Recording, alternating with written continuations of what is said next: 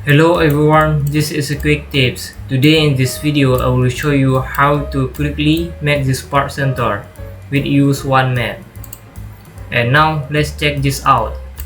First, make this tube center of assembly like this. Click from plan and this plan make coincident, and click top plan and this top plan make coincident. Click right plan and right plan make coincident. See, the tube is center of assembly. And now active matte. Go to advanced matte, choose profile center, click this face and this face. See, the part quickly go to center of tube. Click OK. See,